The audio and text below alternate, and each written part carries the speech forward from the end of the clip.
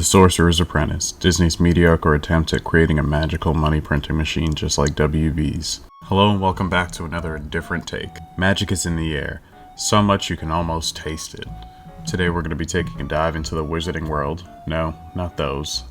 Okay, let me rephrase. We're going to be taking a look at sorcery fights. No, not those either. Today we're looking at John Turtletobs. Why does that name seem so familiar? Oh, okay, wow, yeah. So that's why. So quick history lesson, this guy was basically Disney's golden movie goose for quite some years when I was growing up, and for good reason. Do you think just any mortal man is capable of directing 3 National Treasure movies and Cool Runnings? How about I beat your butt right now? How about I draw a line down the middle of your head so it looks like a butt? Move over, Peter Jackson, you fucking amateur. Anyways, we're looking at 2010's The Sorcerer's Apprentice. And when I say we this time, I'm actually not just referring to me in the audience. I actually have my darling compatriot, Melna, or Black if you prefer, here with me today to help digest this turd sandwich of a fantasy flick. Eat your garbage. Well said. Without further ado, let's take a look at John Turtletobs and Disney's The Sorcerer's Apprentice. Now first things first, we're dropped right into this lore dump and are told that this is a timeline where Merlin exists. You know, Merlin, one of the most powerful wizards fiction has ever conceived, and his 3 apprentices, who could forget him, Horvath, Balthazar, and Greg. Okay, her name's Veronica, but that barely matters and you'll see why later. So we cut to Merlin taking on his arch nemesis, Morgana, and you would expect there to be a sorcerer battle of biblical proportions to kick off this movie about fantastic magical powers. But no, Merlin just uses some lame-ass transmutation spell to hold this lady down for about 3 seconds before he just pulls out a fucking sword, like a poorly thought-out hybrid build in Elden Ring. Honestly, he's not the worst with it, so after this fucking barbarian gets the upper hand, we get this absolutely gut-wrenching performance from Horvath. Merlin, Horvath, you betray me? Where he turns out to be a traitor, and Nicolas Cage avenges his death by trapping him in a Patroika doll along with Morgana and Greg. Veronica, yeah. Honestly, they could have left this whole Veronica possession part out and nothing really changes in this movie. It just feels kind of tacked on. I hope you enjoyed seeing these two for the opening scene because they're not going to show up throughout 90% of this, but just sit back. Alright, so fast forward to our protagonist in the year 2000, and is that Rowley? Don't call me. Don't come by my house. So our protagonist runs off into the mean streets of New York to get a note a girl wrote a response for his creepy love letter on.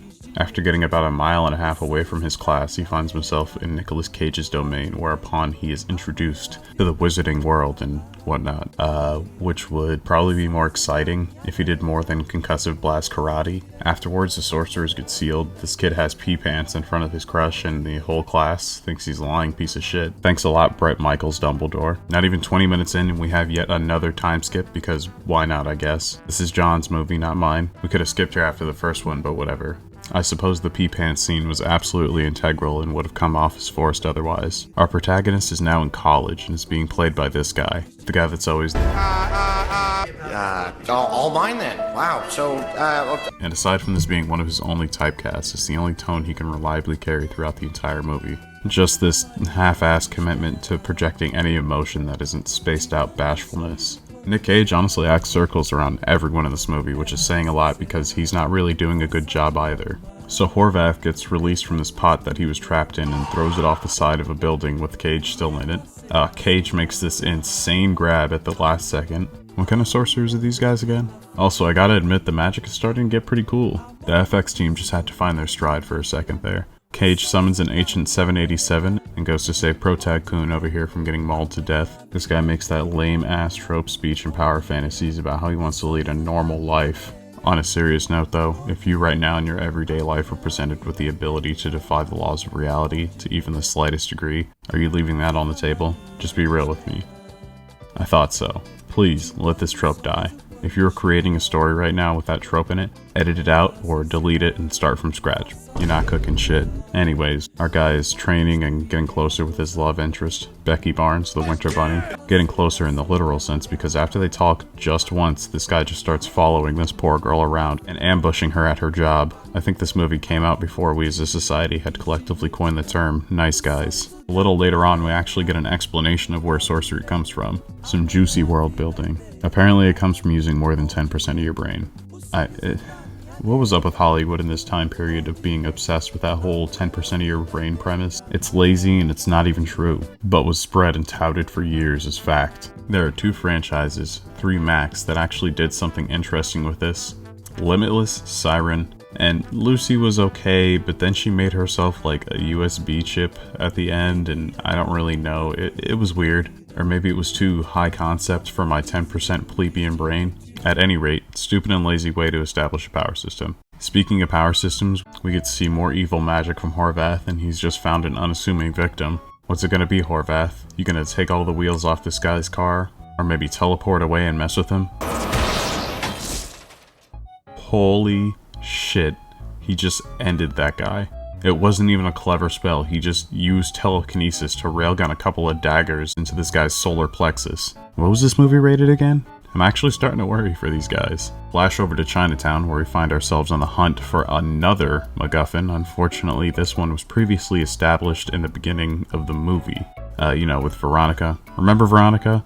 Probably not, right? She still hasn't been shown or mentioned again at this point in the movie. Let's see if that changes, Cage and Horvath race into Chinatown, whereupon Cage is met with an old Chinese woman, but think again, because it was Horvath in disguise.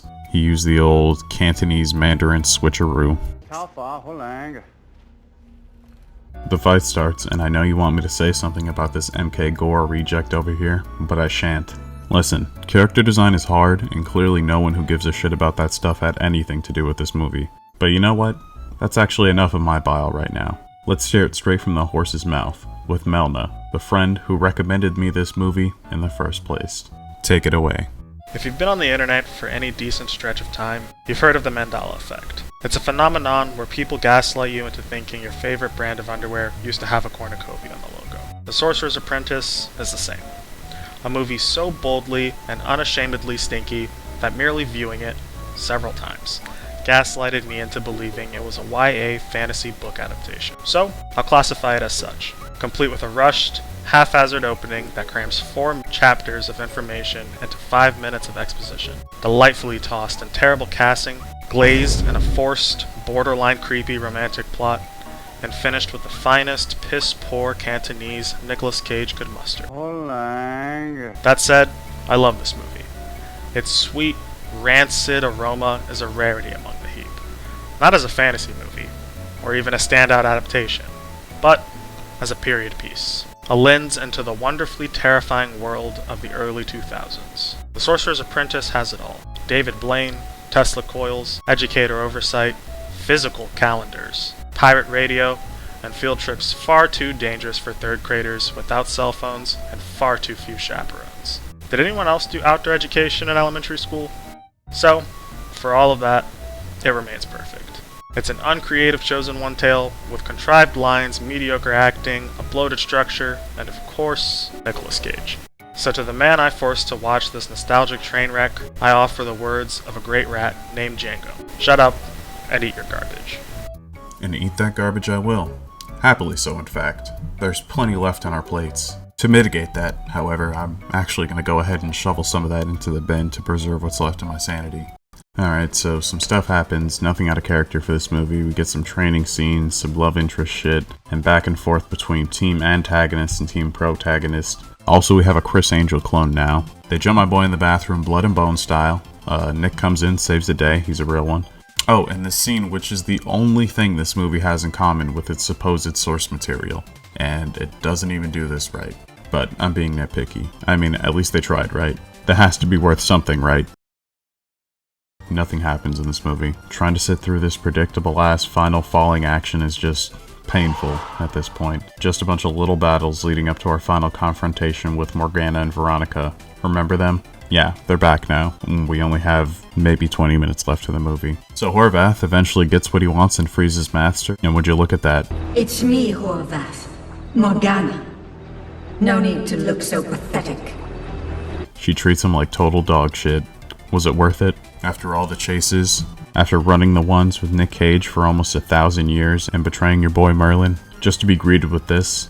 Horvath, I know what you are.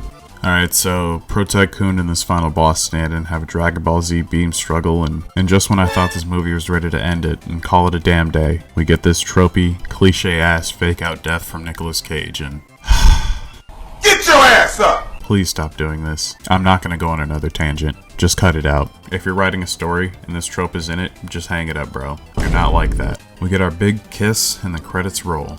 Well, I have to say that experience wasn't entirely unpleasant. I think Melna made a great point of this earlier when he said the movie is really just a product of its time. When you really take a close look at it, this isn't a movie about sorcerers. It's a movie about the early 2010s. Blockbuster Nicolas Cage, the same One Republic song played over and over and over again. This fucking guy, you name it.